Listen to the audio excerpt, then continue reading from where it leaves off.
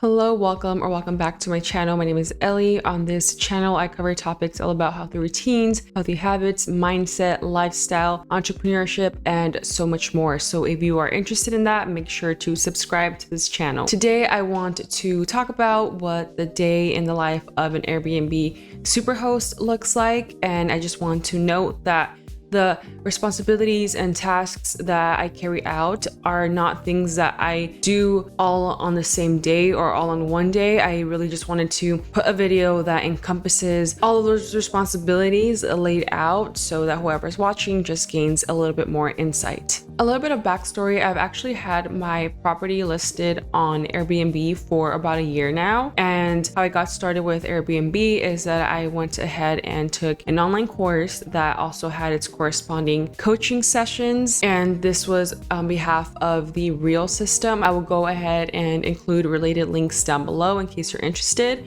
But I went ahead and took this course and learned about the systems and knowledge required to successfully launch my property on Airbnb. I also went ahead and did a lot of research. I read books, I watched videos, I read blogs and articles, and I listened to podcasts and just started acquiring knowledge on what it meant to be an Airbnb host and to have your property listed as a short-term rental. So first, I want to go ahead and talk about the team. So the team that makes sure that everything's running, right? So it's me, my husband. I have a great cleaning team as well as various handymen and contractors. I am the active manager of the Airbnb property. In terms of our cleaning team, we do have a great cleaning team. I actually found them via Facebook groups. I just went ahead and asked for recommendations of cleaners that specialize in short-term rental property cleanings in my area, and the cleaner that we found had a lot of great recommendations. Other places to look include, as I mentioned, Facebook groups, as well as an app called Thumbtack and AIRBNB. In terms of what it looks like to communicate with the cleaner, I actually communicate with my cleaner via WhatsApp. I pretty much, whenever a new booking comes in, I let her know that that booking has been confirmed so she can add it to her calendar of when to come clean our property. And a very important tip is to have just multiple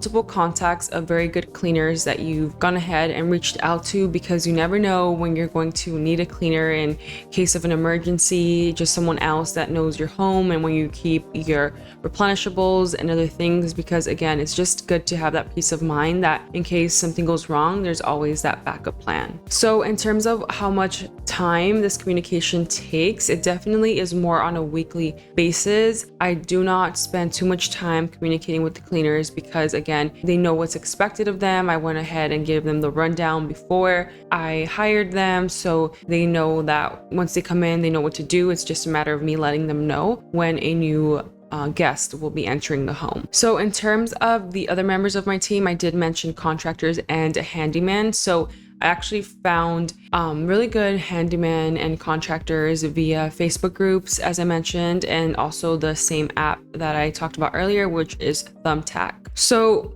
this team member has been more of a trial and error for me. It has been really hard to find someone that has been reliable or trustworthy, but it's just how it goes with any business, really. So for me, I actually had a contractor that carried out a lot of like smaller projects in the property, and they also happened to have their Airbnb. So I just went ahead and asked them, hey, would you be willing to, be on call, sort of like if something ever breaks or if I need some light bulb changed or whatever maintenance situation occurs, would you be willing to, be available? He's like, yeah. However, this is also one of those other things where you really definitely want to have multiple points of contact because you just never know who's going to be available, right? So I do advise that you have multiple contacts for the following categories: lawn care, just general maintenance, garage door maintenance if you have a garage door, HVAC, as well as plumbing. So for this, communication is a little bit less constant than with the cleaners. So I would definitely say I probably contact a handyman or person or a contractor more on a monthly basis in case something breaks. I did want to mention, I don't know why I didn't mention this earlier, my property is out of state.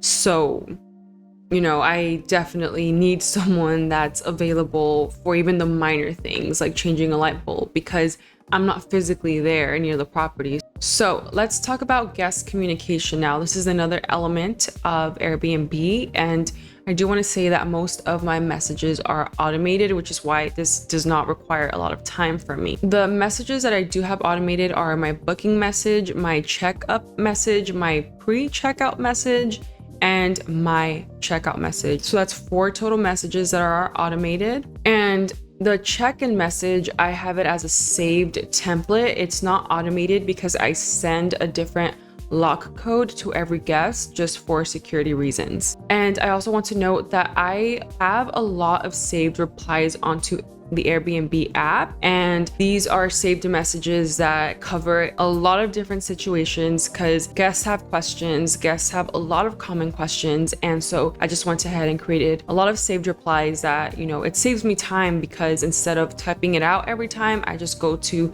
the templates that I have saved and look for that particular situation or question that they're asking and just go ahead and personalize it if I have to, but if not, it's just a message that was pre-made. And I actually made several templates with responses that you can go ahead and send messages for various situations. I made this digital product based on my own experiences as well as my own research. So I will go ahead and include a link to that digital product in the description box. I promise you that it's just going to save you so much time as a host to automate messages and to save message replies. And to me, right, like Airbnb is all about hospitality. So it's important to keep that humanness and personalize messages whenever it's needed, or whenever the guest seems like they're a little bit more vocal and, willing to communicate with you. And I have hired co-hosts in the past, and I go ahead and train them on the same thing, like whenever a guest does a little bit above and beyond communication with you, then go ahead and reciprocate that. I always provide great communication to all of my guests, but again, there are sometimes some guests that are more chatty than others, so I will go ahead and meet them where they are. And although a majority of my guests are very good guests, of course, you can never avoid that bad guest is just inevitable. So once in a while, you will have guests that do damage your property, or in extreme cases, the cops may get involved. This will definitely, I speak from experience, this will require more of your time, right? Because you will have to start a claim with Airbnb to either get a refund or to go ahead and come to some sort of agreement with the tenant. So that in that case, communication will take a little bit more. And depending on the type of claim, some claims may be resolved quickly and other claims may take a little bit longer to be resolved. Let's talk about finances, expenses, and all of that. So the first one I want to talk about are taxes. So hotel occupancy taxes is usually what Airbnb host will have to pay, given that they are renting, for the most part, their property for less than 30 days. So that is what makes it short term, and therefore you will be taxed like a hotel. So there are city taxes, county taxes, and state taxes, and the taxes that you will have to pay if you are a host will vary depending on the location that you are in. So the city taxes and the county taxes, I pay those once a month, and the state taxes, I pay those once a quarter. So I have also created a system to streamline this process because I hate doing it. So I created a document on Google Docs that details how to pay these taxes. So I do the same steps, I carry out the same steps every single time, because even though it's something I do monthly, there are times where I'm like, oh my God, like what button do I click on the portal again? Or, I just rather have it written down so I can reference it in case I ever forget. So because I have this system in place that I've implemented, it takes me about 30 minutes max monthly to pay for taxes, and it also takes me about maybe 30 minutes quarterly to pay those state taxes. In terms of finances, something else that I like to do is to regularly check my business bank account that is tied to the short-term rental property. And this is because I really like to be aware of the financial standing, as well as, sometimes if random expenses come through, I get to see it, and I always just sort of know where we're sitting at financially. And I do not spend a lot of time on this, maybe about 5 minutes weekly of me just checking in once a week, what the bank account looks like, and that's it. So in regards to mortgage and bills, these are payments that are automated, so I really do not spend any time on this. And the bills that we pay include water, energy, and Wi-Fi. So another expense is going to be the inventory. So restocking the inventory. This is also rare for us because we do buy in bulk, and everything that we do buy is saved on our Amazon account. So whenever I do need to replace like coffee pods, I just go into my orders that I previously placed or the saved items, and I just go ahead and order that again. So again, for us, it's on a monthly basis that we replace certain things. And obviously, the more properties you have, the faster you're going to run out of inventory. So the sooner you're going to have to replace these items. And something that we do, because we do have a good relationship with our cleaners, they allow us to send any replenishables, any inventory to their home.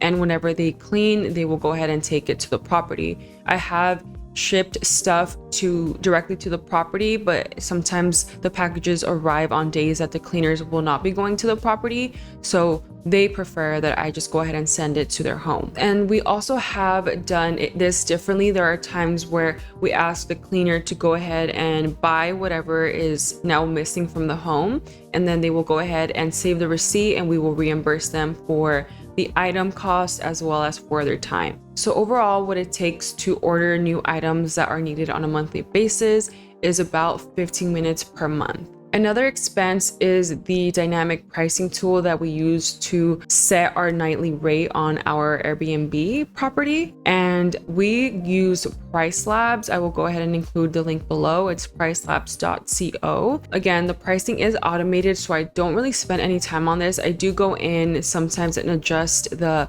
base price or the minimum price just to go ahead and play around with those numbers. And I will do this on a bi-weekly or monthly basis. So I would say that maybe about 10 minutes is spent on this on a monthly basis. And the final expense does include maintenance. So whenever something breaks, we need to replace that, or if it's something more general like a door lock broke or the AC filters need to be replaced. Stuff like that is more on a monthly basis. So I've talked about my team, I've talked about the guest communication element, the finances, expenses element. Now I want to talk about the listing itself, the Airbnb listing. So I do change the cover photo once in a while, and I do refresh the listing copyright once in a while.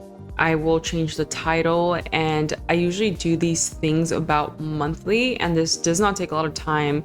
I would say maybe collectively about less than 20 minutes to do this. So that is what being an Airbnb host entails for me. As you can see, most of these things are not tasks that I carry out on a day-to-day basis, and these are tasks that can vary, and also things that do not take a lot of time because there are systems that were put in place such that it allows that I don't really have to spend that much time on it. And as you also notice, a lot of the tasks that I do complete occur on a weekly to monthly basis. And obviously the workload and the time spent will depend on a lot of reasons. So first of all, it will depend on how many properties you do have. If you have a lot of properties and you're handling or managing them all on your own, then it's going to take more time than what I have stated. Additionally, the time you spend into this will also depend on how much you have automated and how much you have outsourced. For example, if you hire a co-host or a property manager, then maybe you don't do anything at all.